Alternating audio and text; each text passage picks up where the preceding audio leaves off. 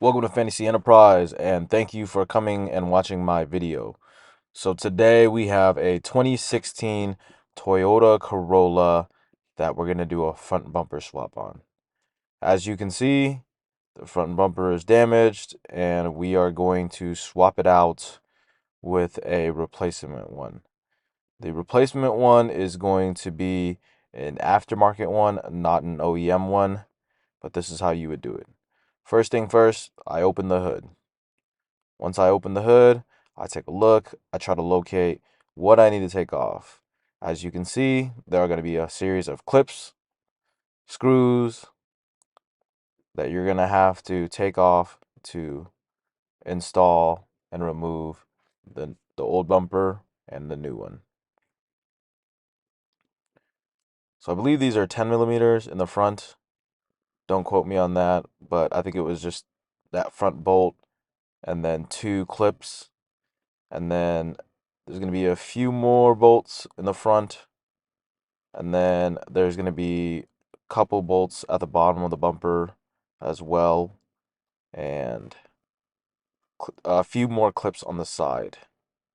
Overall, it's a pretty easy job. You could probably get it done in about an hour's time, 2 hours if it's your first time maybe.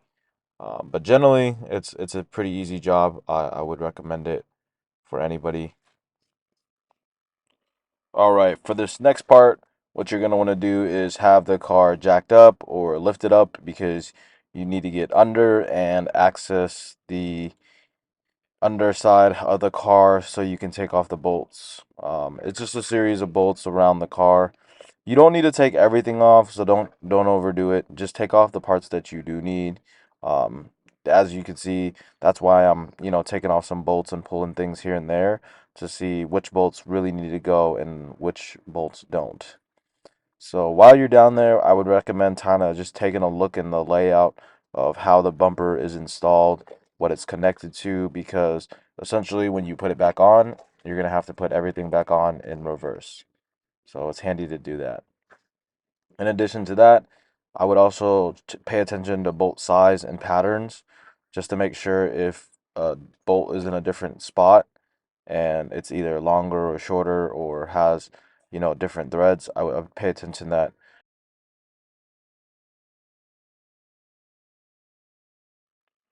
All right. So the next thing that you're going to want to do here is remove the clips on the side wheel well of the vehicle. I didn't get a good shot of it, but there's not too many clips. But what you want to do is just remove the clips that are the ones holding the bumper.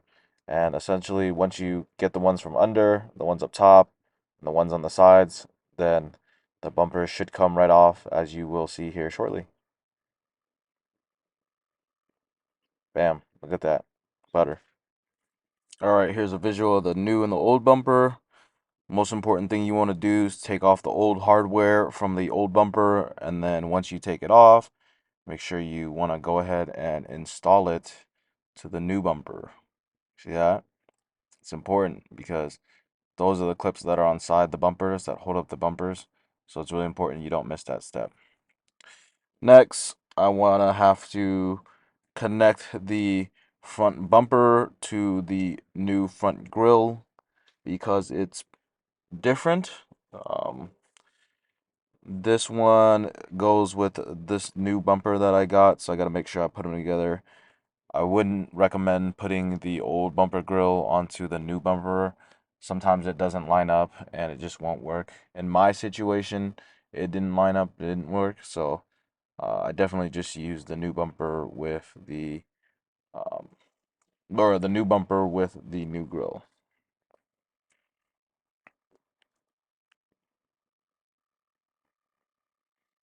And this is my first time doing this, so I had to kind of look and see how it went on.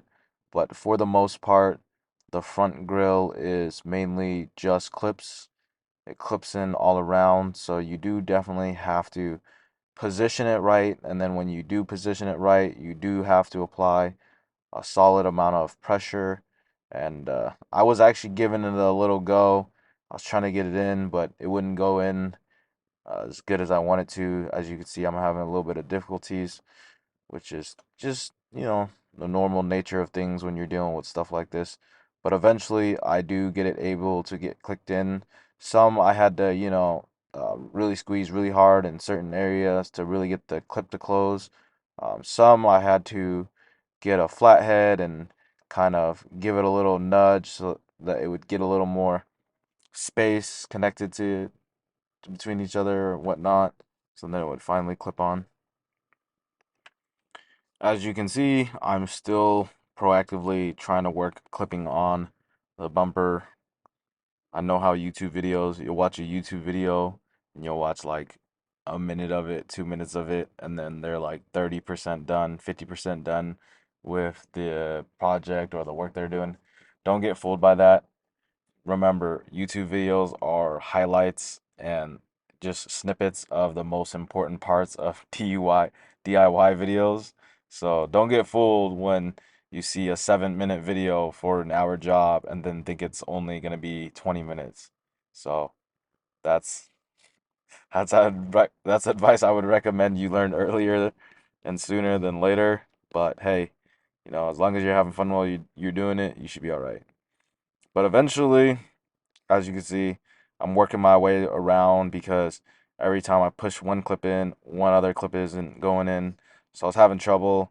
I needed something to put the bumper on, like a sawhorse or a seahorse. I don't know what it's called. Uh, but basically something to lay the bumper onto so that I could have some more downforce and get those clips in, because those clips are not being friendly for the least bit. They were definitely making me earn my work. But eventually I'm making progress. And here I am. I got something to put the bumper on. I was able to clip it on. I got this bumper for 80 bucks. The guy told me he never installed it, but that was a lie. He definitely messed up some of the clips and he definitely had some trouble installing it, and I think that's why he sold it to me. Here's the final product with the new aftermarket bumper. It actually fit on really well. It took me a little bit of finagling to do it, but I was able to do it, so here it is.